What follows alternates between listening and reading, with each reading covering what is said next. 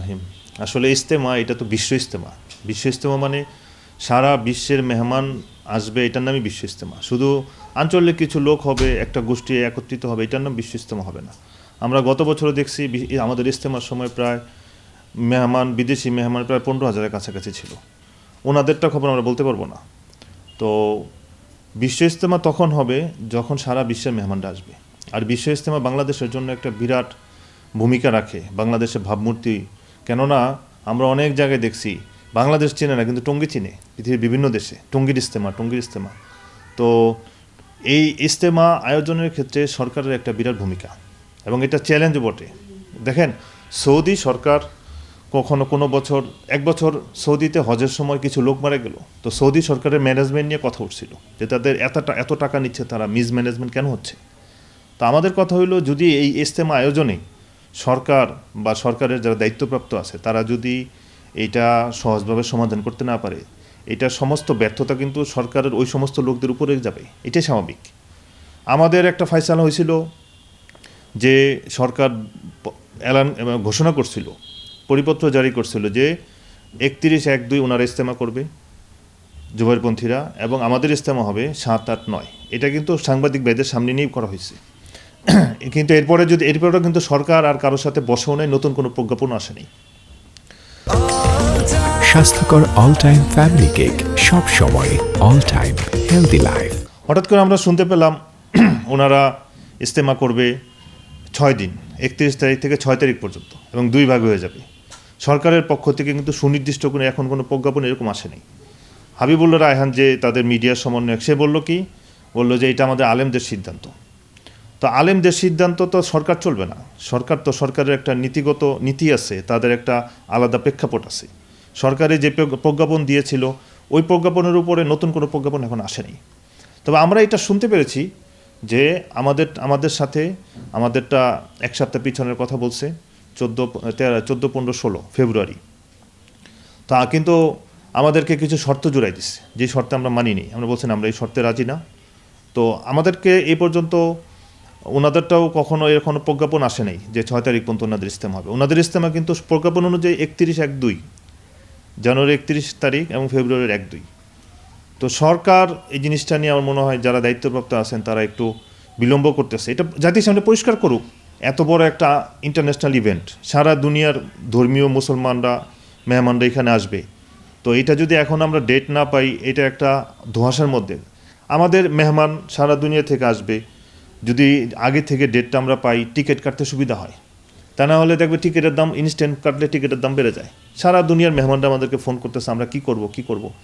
তা আমরা তো সরকারের দিকে তাকাই আছি, সবসময় আমরা সরকারের দিকে তাকাই আছি যে সরকার যদি এটা একটা সুষ্ঠু সমাধান করে, আমাদের ইজতেমার তারিখটা দেয়।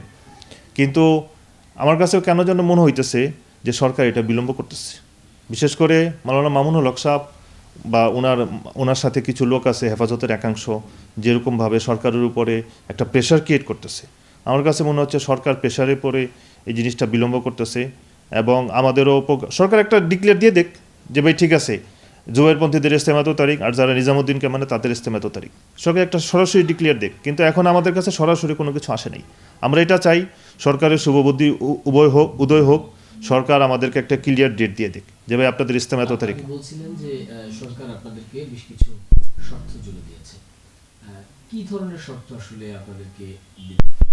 বেশ কিছু শর্ত বলতে সরকার আমাদেরকে একটা কথা বলেছে অফ দ্য রেকর্ডে, যে আপনারা এটা করতে পারেন, কিন্তু আগামী বছর থেকে আপনারা টঙ্গীর মাঠের ইজতেমা করতে পারবেন না, আপনারা লিখিত দিতে হবে। আমরা বলছি আমরা আসল তবলিগলা, আপনারা গোয়েন্দা সংস্থা যারা আছে ডিজিএফআই, এনএসআই, তাদের কাছে তথ্য নেন। আসল তবলিগলা কারা, বাংলাদেশের জনগণ কার সাথে? এখন মামুনুল হক, হেফাজতের একাংশ কিছু লোক একসাথে হইয়া এই তবলিগটাকে উনি কুক্ষিগত করতে চাচ্ছে, এবং কাকরাইলটাকে কুক্ষিগত করে নিচ্ছে। এই যে 20 লক্ষ 30 লক্ষ লোকের মেহমান হয় প্রতি বছর ইজতেমায়, গত বছর আমাদের এই পরিমাণ মেহমান হয়েছে। বিদেশি মেহমান ছিল 10-15 হাজার, এবং দেশি লোক ছিল প্রায় 10-15 লক্ষ বা 20 লক্ষ। তো ওইখানের মধ্যে মামুনুল হক চাইতেছে এটা কুক্ষিগত করার জন্য, এবং সরকারকে এটার জন্য প্রেশারের মধ্যে রাখছে। তো সরকার এটা লুকোচুরি না করে কি একদম সরাসরি বলে দেখ, আলেমদের সিদ্ধান্ত, এটা তো সরকারের সিদ্ধান্ত না। এখন আমার প্রশ্ন হইল, সরকারের উপরে কি আলেমরা বেশি প্রশ্রয় পাইতেছে? হেফাজতে ইসলামের একাংশ মামুনুল হক সহ যদি মনে করে যে না, সরকার যিনি স্বরাষ্ট্র উপদেষ্টা সাহেব আছে উনি ওনাদের কথাই মানবে। এই সরকার যখন আসছিল, এই সরকারের কিন্তু একটা নীতিগত নীতি হইলে এটা বৈষম্য বিরোধী সরকার, সবাইকে তার ইনসাফ এবং হক দিবে।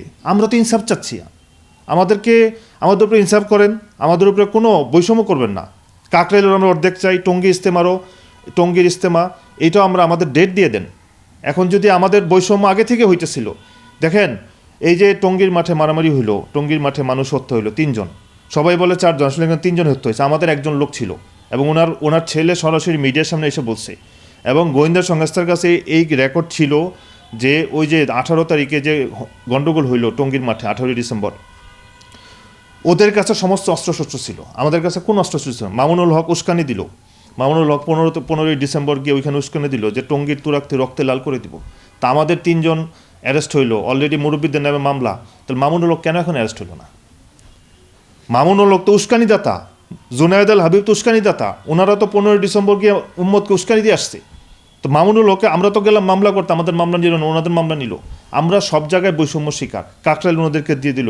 আমাদের কাছে সমস্ত ডকুমেন্টস আছে এবং সরকারের সমস্ত পর্যায়ের লোক এটা জানে আসল তবলিগলা আমরা, এবং নিজামুদ্দিন অনুসারী এই কাকরাইল মসজিদ, টঙ্গীর ইস্তেমা মাঠ। অথচ মানে এই সরকারকে নরম পেয়ে এই সরকারের উপর আলেমগণ এবং হেফাজতের কিছু অংশ এরকমভাবে প্রেশার ক্রিয়েট করতেছে যে মনে হইতেছে এরকম যে এখন ওনারাই দেশ চালাচ্ছে। আসলে সংঘাত তো যারা সংঘাত চায় তাদের জন্যই সংঘাত। তারা সরকারের সাথে এখন মুখোমুখি অবস্থান, এবং সরকারে তাদের চাপে আমার কাছে মনে হয় কেমন নতজানু হয়ে আছে, কিছুই বলতেছে না। আমরা তো সরকারকে কোনো প্রেশার ক্রিয়েট করিনি, ওনারা এই পরিমাণ চাপে রাখছে। আমরা তো এই যে বলতেছে যে 17 তারিখে হামলা হলো, 3 জন মারা গেল 17 ডিসেম্বর রাতে।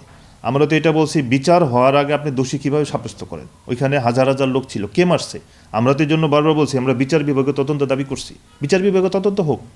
আর মামুনুল হক চাইতেছে এটা যে আমাদের ইস্তেমা করতে দিবে না, এবং ওনার একাংশ কিছু লোক এটা চাইতেছে আমাদের ইস্তেমা করতে দিবে না।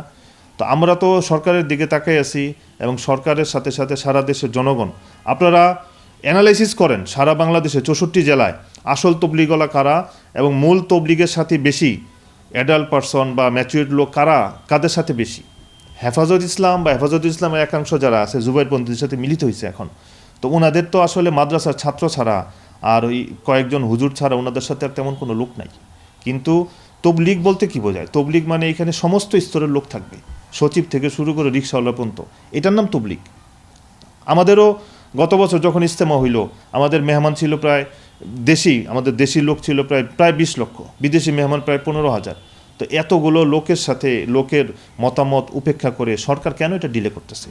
এই জন্য সরকারের কাছে অনুরোধ, এবং সরকার যদি আগামীকালকে এটা একটা প্রজ্ঞাপন দিয়ে দেয় যে ঠিক আছে নিজামুদ্দিন অনুসারী তাদের ইস্তেমা এত তারিখে হবে, কারণ ওনারা যে 6 তারিখ পর্যন্ত বলতেছে যে 31 তারিখ থেকে 6 তারিখ পর্যন্ত ওনাদের ইস্তেমা হবে, তো এটা তো সরকারিভাবে এখনো সিদ্ধান্ত হয়নি। এটা তো ওনাদের মুখের কথা। মামুনুল হক একটা কথা বললো, তো এটা কি সরকারের কথা? দেখেন আমরা সরকারের সিদ্ধান্তের উপরে পরিপূর্ণ আস্থা রাখি, এবং আমরা একমত। সরকার এখনও নতুন করে কোনো সিদ্ধান্ত দেয় না, তার মানে পুরনো সিদ্ধান্তটা এখনও বহাল আছে, পুরনো যেটা দিয়েছিল 7, 8, 9। তবে সরকারের পক্ষ থেকে আমাদের কাছে একটা প্রপোজাল আসছিল অফ দ্য রেকর্ডে যে আপনারা 2 সপ্তাহ পিছান। আমরা বলছি আমরা 2 সপ্তাহ পিছাতে পারবো না, সর্বোচ্চ 1 সপ্তাহ পিছাতে পারি, 14, 15, 16। কিন্তু সরকারের কিছু লোক আমাদেরকে বললো যে আপনারা 14, 15, 16 আমরা দিতে পারি আপনাদেরকে, কিন্তু আপনারা একটা মুসলেখা দিতে হবে। কি মুসলেখা? আপনারা আর আগামী বছর এই টঙ্গীর মাঠ ইস্তেমা করতে পারবেন না। তো টঙ্গীর মাঠ এটা তো তবলিগলাদের জন্য দেওয়া হয়েছে, এটা তো জুবাইরপন্থী বা হেফাজতের কিছু অংশ লোক তাদের জন্য তো এই টঙ্গীর মাঠ বরাদ্দ করে দেওয়া হয়নি। এই জন্য আমি এটা সরকারের শুভবুদ্ধির উদয় হোক, আমি বারবার বলতেছি সরকার এই মুহূর্তে ইস্তেমা একটা বড় ইভেন্ট এবং আন্তর্জাতিক একটা ইভেন্ট, সারা দুনিয়ার মেহমান এখানে আসবে। যদি সরকার কোনো ভুল ডিসিশন নেয়, এবং এটা মানে অনেকের কাছে এটা প্রমাণিত হয়ে গেছে যে সরকার একপক্ষীয় সব সিদ্ধান্ত নিতেছে, যদি এই ব্যাপারে ইস্তেমার ব্যাপারে কোনো একপক্ষীয় সিদ্ধান্ত নেয়, আমার মনে হয় এইটা বাংলাদেশের ভাবমূর্তি নষ্ট করবে সারা দুনিয়াতে। কারণ সারা দুনিয়ার মুসলমান এবং মুসল্লিরা এখন বাংলাদেশের ইস্তেমার দিকে তাকিয়ে আছে। আমাদের পদক্ষেপ বলতে আমরা তো আল্লাহর দিকে মোতাওজ্জ হই, সবসময় আল্লাহর দিকে দোয়া করতেছি সাথীরা। আর আমরা তো এটা চাইতেছি সরকার একটা সঠিক সিদ্ধান্ত দেখ। সরকারের যে থিম নিয়ে আসছে যে ওনারা বৈষম্য বিরোধী সরকার, সবার বৈষম্য দূর করবে। আমরা চাই যে ন্যায্য একটা হিসাব দেখ আমাদেরকে, এবং ইনসাফ করুক আমাদের উপরে। আমরা কোনো এরকম চাই না যে কাকরাইল আমাদেরকে পুরো দিয়ে দেন, ইস্তেমার মাঠ আমাদেরকে দিয়ে দেন, ওনারা কোনো ইস্তেমা করতে পারবে না। ভাই যদি কাকরাইল ওনারা পায় আমরাও পাওয়ার হকদার, যদি টঙ্গীর ইস্তেমা ওনারা পায় আমরাও পাওয়ার হকদার। ইনসাফ করুক আমাদের উপরে, ব্যাস।